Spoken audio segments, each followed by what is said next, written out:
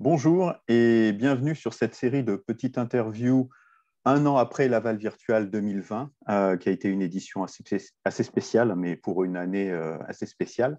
Nous sommes aujourd'hui avec Kevin Soller du groupe VIP 360. Bonjour Kevin. Bonjour. Alors, première question, comment vas-tu? Eh ben, écoute, ça va très bien. Je n'ai pas eu le Covid, et ce qui est plutôt une bonne chose. Et ça va très bien puisqu'on est très content, on est en pleine évolution. Et je pense qu'on va y venir plus en détail sur les questions qui arrivent. Mais tout va très bien, l'équipe va très bien. Et, C'est cool. euh, et on a d'autres personnes qui vont arriver prochainement qui iront très bien aussi. Eh ben, écoute, parfait. Est-ce que tu peux nous dire qui tu es en quelques mots, le groupe VIP 360? Oui. Alors moi, je suis un ancien de chez Google où j'étais au marketing en Australie. Et suite à cette expérience où j'étais sur la branche de direction marketing, je suis venu en France monter ma boîte en 2012 où essentiellement, quand on a commencé, on faisait de la visite virtuelle d'hôtels et d'immobilier, hein, comme ça peut paraître logique quand on parle de visite virtuelle. Sauf qu'aujourd'hui, on ne fait plus du tout ça. En tout cas, ce ne sont plus du tout nos clients. L'essentiel de nos clients aujourd'hui sont industriels, sont les écoles ou sont un nouveau truc qui a émergé grâce au Covid, qui sont les salons virtuels. Euh, le groupe VIP 360 aujourd'hui, c'est à peu près, puisqu'on fonctionne en franchise, on a un modèle un peu particulier, hein, ce qui fait qu'on a des agences de proximité à chaque fois un peu partout en France. On a une quinzaine d'agences. Et si on inclut tout ce beau monde avec les agences et le siège social, on est entre 40 et 50 personnes. On ne vend que ces solutions-là, on ne fait que ça, c'est-à-dire de la réalité virtuelle ou de la visite virtuelle, si ce n'est pas vu dans un casque, pour les industriels, pour les écoles, pour les collectivités et du salon virtuel. On ne vend pas d'autres produits, on n'est pas une agence de com reconvertie ou une agence événementielle reconvertie. On a toujours fait que ça avec une vraie plus-value dans l'analyse des datas de ce qu'on mettait en place pour nos clients et surtout la capacité en fait d'aller chercher un retour sur investissement ou un retour sur information quand on fait de la formation pour nos clients avec des solutions à forte valeur ajoutée. Alors, ça tombe bien, l'année dernière, tu étais speaker sur Laval Virtual, juste derrière moi, hein, tu es Ouais. intervenu sur une scène virtuelle, et tu nous parlais justement du Virtual Tour pour l'industrie, du Virtual Tour à 360. Hein. Et pourquoi c'était important pour l'industrie déjà en 2020? Euh, un an après, ma question, elle est très simple. Est-ce que c'est toujours important, ce Virtual Tour pour l'industrie? Et est-ce que c'est plus facile de le créer maintenant? Est-ce que tu as vu une évolution? Alors, c'est une question qui est intéressante et qui nécessite quand même un peu de creuser dans la réponse, puisque il y a un an, quand on s'est vu sur la Val Virtual et qu'effectivement j'ai fait ce speaking, on était déjà pour moi très en retard sur la perception qu'en avaient les industriels sur l'obligation de se digitaliser. Et le Covid est pour moi aujourd'hui une excellente opportunité, et il faut le voir comme une opportunité, puisque chaque crise est une opportunité de business et surtout d'évolution intellectuelle et technologique, puisque à ce moment-là, tous les comptes, qu'ils soient industriels, qu'ils soient dans les écoles, comme on l'a dit, etc., se sont rendus compte qu'il leur fallait à chaque fois un backup digital, puisque demain, potentiellement, leurs collaborateurs ne pourraient plus venir travailler, potentiellement ne viendraient plus travailler à l'avenir, hein, puisqu'on va parler de télétravail, etc., et que leurs commerciaux, du coup, ne pourraient plus vendre non plus, puisqu'ils s'ils faisaient des visites d'usine, ils ne peuvent plus le faire aujourd'hui. S'ils formaient sur des nouvelles machines, ils ne peuvent plus le faire. C'est très compliqué de le faire à distance s'ils ne sont pas prêts, etc. Donc, on était déjà là dans une étape d'évangélisation plus, on va dire. On a beaucoup de clients dans l'industrie, donc quand je dis plus, ça veut dire que ils ont quand même passé le cap, hein, ils ont compris qu'il y avait une digitalisation à faire, mais c'est un peu le principe très français, je trouve, de dire on sait qu'il faut le faire, mais on attend et on va voir ce qui se passe. Et c'est assez triste. Hein. Bon, là, C'est au je pied reviens. du mur qu'on voit le mieux le mur. Exactement. Et là, je reviens sur mes expériences sur les modèles plus anglo-saxons où eux, ils sont très différents là-dessus. Et c'est vrai que ça a toujours été moi, ma frustration hein, de travailler essentiellement sur la France actuellement, ce qui va bientôt changer, j'imagine, mais qui fait que bah, voilà, on a besoin de beaucoup de temps pour prendre des décisions. Le Covid, le confinement numéro 1, en fait, a fait prendre conscience à tout le monde. On attend, on voit ce qui se passe. Personne ne sait. Et strictement aucun compte n'a passé une commande à ce moment-là. Dans tous les comptes qu'on avait, il n'y a rien qui a bougé. Moi, j'ai eu très peur. Je me suis dit, qu'est-ce qui va se passer? Est-ce que ça va être très compliqué? Déconfinement. Et là, suspicion de reconfinement et annonce du nouveau confinement. Et alors là, ça a été pour nous une explosion, puisqu'on a fait globalement en 3 mois l'équivalent d'un an de chiffre d'affaires, puisque tous nos clients se sont dit, ou nos prospects, bah mince, on ne veut pas revivre un deuxième confinement comme le premier. Et au final, c'est un truc qui va durer longtemps. Et on a besoin d'être prêt. Donc, je pense que le Covid est un excellent prétexte pour que tout le monde fasse cette digitalisation. Certains ne l'ont pas compris parce que l'utilisent encore comme un prétexte. Et je parle vraiment des donneurs d'ordre, des clients, pour le coup, qui l'ont fait par rapport à soit des subs, par rapport à des ordres qui venaient de plus haut. On leur disait de toute façon, il faut digitaliser, et qui n'ont pas encore compris pourquoi. Et je pense sincèrement que dans les 2 ans qui viennent, ce changement de mentalité, il va vraiment prendre tout son sens. J'ai toujours dit, cette boîte, je l'ai fondée beaucoup trop tôt. 2012, au final, les gens n'étaient pas prêts. Et c'est vrai, hein, avec le recul, quand on voit, on a perdu énormément d'énergie aujourd'hui qui porte ses fruits, mais sur de l'évangélisation. Aujourd'hui, on n'est plus à ce stade. Aujourd'hui, on est vraiment au stade où on a des clients qui viennent directement à nous et qui disent « Ok, aujourd'hui, il y a une problématique, il faut nous aider, il faut trouver une solution. » Et c'est là où je vois vraiment la différence de cap. On avait 80% des deals qui rentraient chez nous, c'était des deals où on devait démarcher nous. Et là, aujourd'hui, on est quasiment à 100% sur du deal entrant. C'est-à-dire que c'est des clients qui nous sollicitent, des prospects qui nous sollicitent. Et on voit une vraie différence là-dessus. Le degré d'importance pour l'industrie, il est devenu plus que double. C'est-à-dire qu'avant, il était « je veux faire visiter mon usine à distance, comme ça, je peux l'emmener dans d'autres pays, ma force commerciale peut l'utiliser, etc. » Aujourd'hui, elle est de se dire bah, « j'ai de l'onboarding de nouveaux collaborateurs à faire, comment je fais, comment je les forme, comment je leur fais comprendre qu'il y a une notion d'unité au sein de mes équipes, bien qu'ils ne se voient pas et qu'ils soient à distance dans des teams. » À une période où on fait tous à peu près 15 teams par jour, donc on a ras-le-bol, on veut un truc qui est plus contextuel. Et la contextualisation 360, c'est la réponse à tout ça.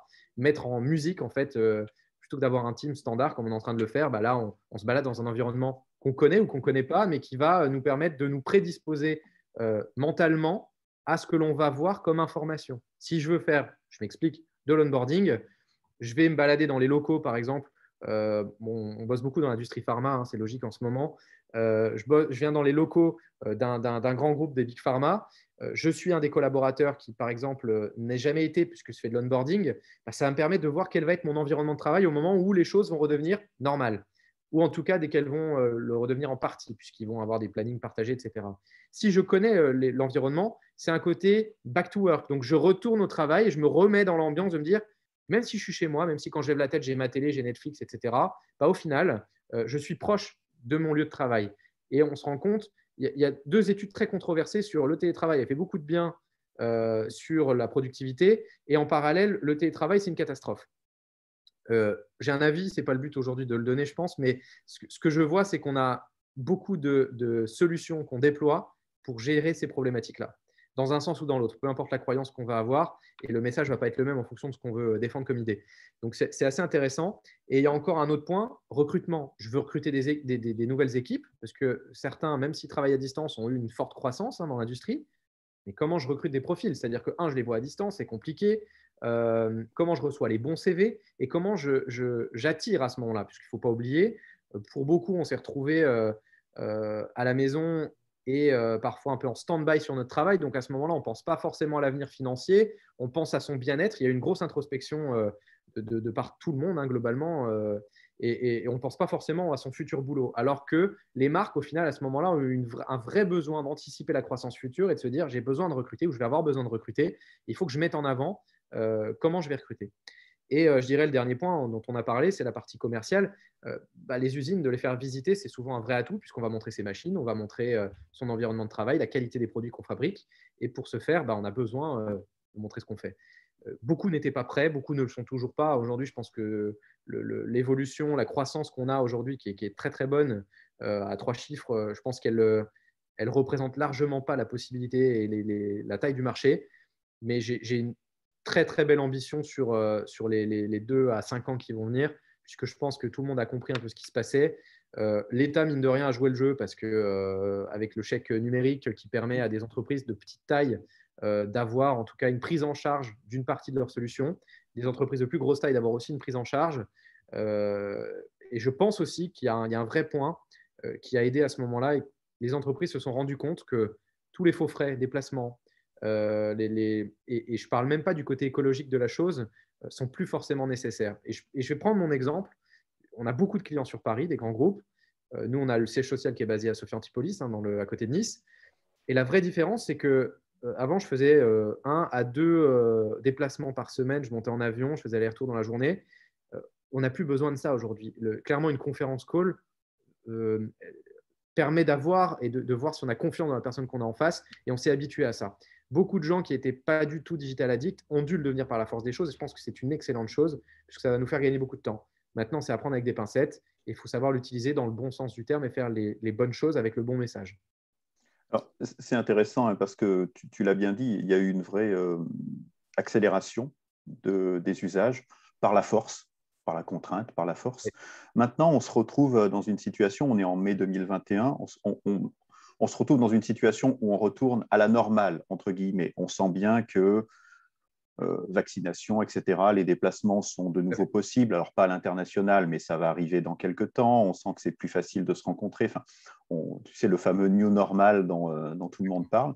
Et dans cette situation-là, comment vois-tu l'avenir assez proche, les 2 prochaines années, de la continuité d'utilisation des technologies immersives dans ton secteur? Est-ce qu'on revient au monde d'avant? Est-ce qu'on va en full immersive? Est-ce qu'on essaye d'hybrider, de mélanger un peu les deux? C'est quoi pour toi, dans ce que tu as vu, le bon chemin? C'est une excellente question et si tu veux, pour être transparent et te retracer un peu, nous, la psychologie qu'on a eue en interne et en conseil d'administration avec les franchises, etc. Les 3 derniers mois de l'année dernière, pleine euphorie, on n'avait même plus la capacité de prendre en charge de travail puisqu'on était sous l'eau complet et ça ne nous était jamais arrivé, vraiment à ce stade-là. Donc, on a beaucoup recruté, etc. On a scalé. Mais une question qui demeurait au fond, moi, en tant que chef d'entreprise, c'est est-ce que le début d'année 2020 va tout stopper complètement? Et en fait, on a surfé sur une bulle. Comme on a pu voir la bulle Bitcoin là, qui est tombée. Enfin, voilà. Donc, on s'est dit, est-ce que c'est une bulle et que ça va s'arrêter complètement?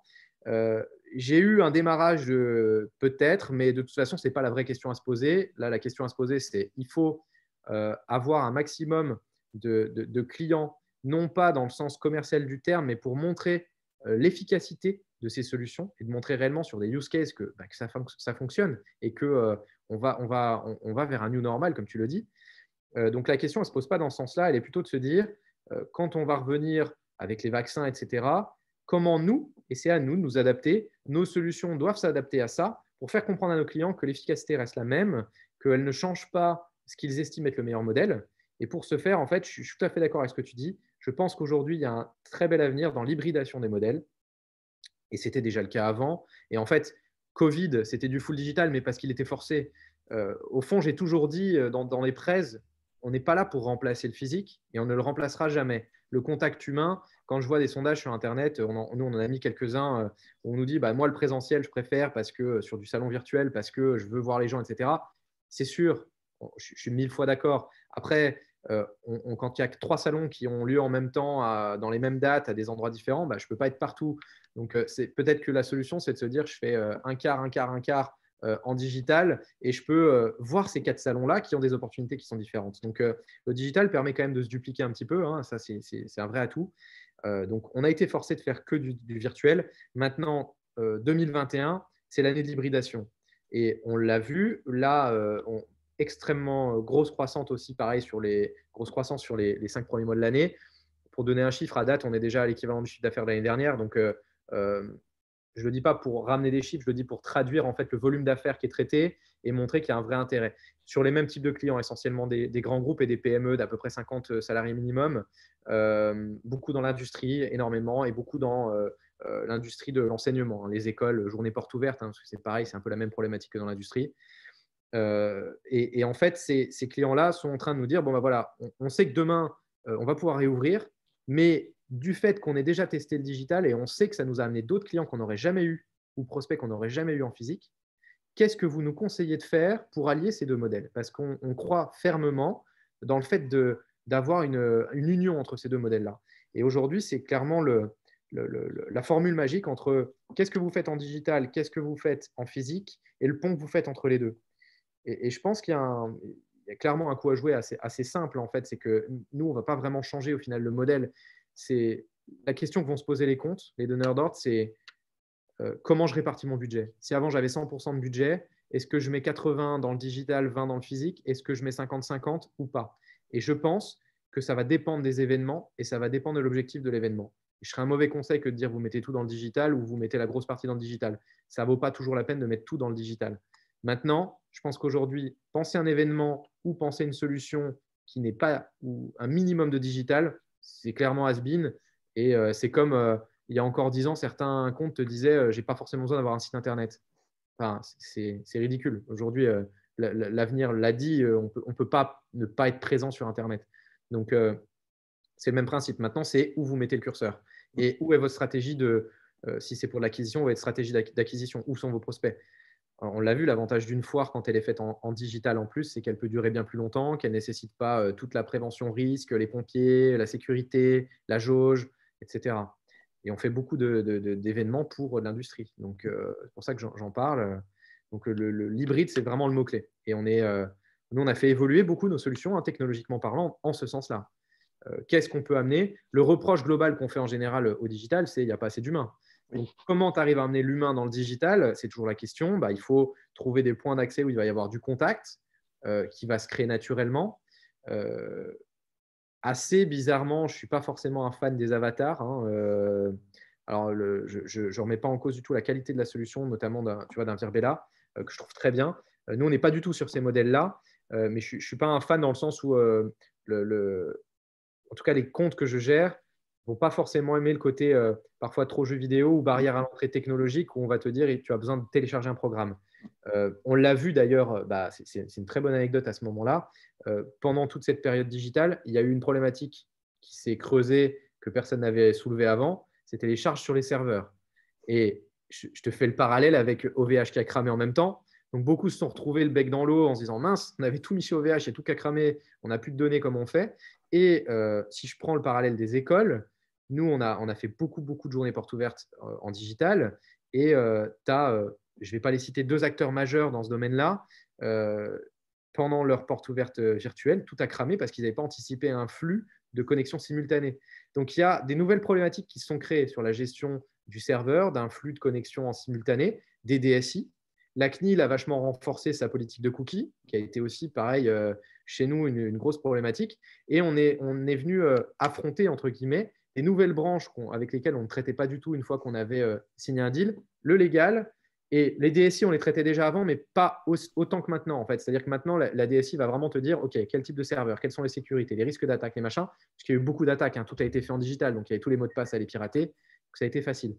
Donc tout ça, ça a amené des nouveaux métiers, des nouvelles problématiques, des nouvelles gestions à avoir, sans pour autant forcément changer totalement nos modèles ici. Mais en tout cas, on a dû s'adapter à tout ça, avoir un discours qui soit rassurant et où on ait une transparence vis-à-vis de nos clients sur l'aspect CNIL, l'aspect légal, l'aspect RGPD, l'aspect serveur, question qu'on n'avait jamais eu avant.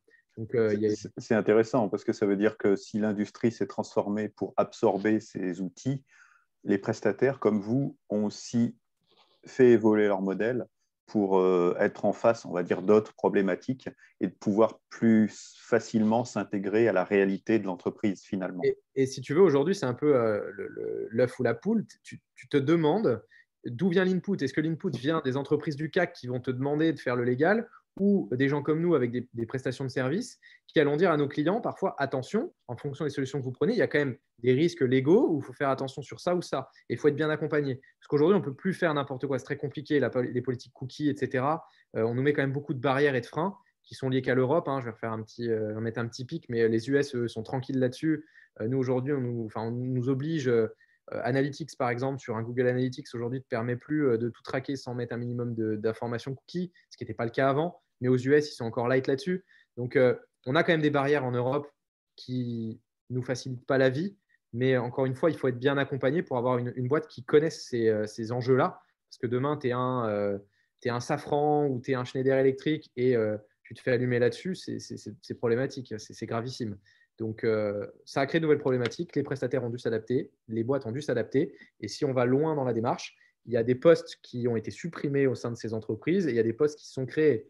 Et j'ai eu beaucoup de clients à ce moment-là qui m'ont dit, moi, c'est simple, on cherche à faire une digitalisation de l'usine ou un événement pour valoriser l'onboarding ou je ne sais quoi.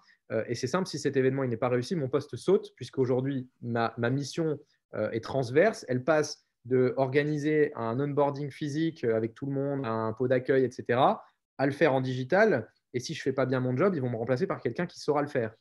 Et donc, il y a des transitions de métier là, qui sont assez importantes.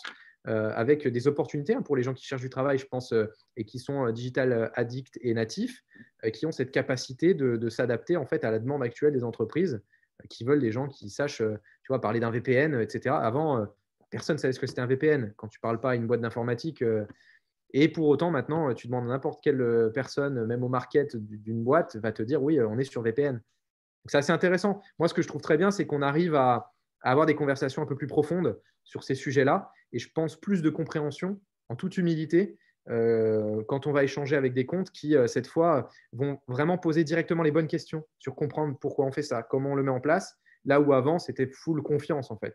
Ouais. Là, aujourd'hui, ils savent vraiment, et je trouve ça très bien. Cette zone de transparence, elle est hyper importante. Donc, finalement, sur un an, il y a énormément de choses qui ont évolué. Il y a eu Ouais. beaucoup de transformations. C'est intéressant. C'est aussi assez optimiste pour la suite et pour ce qu'on va trouver dans les prochaines années.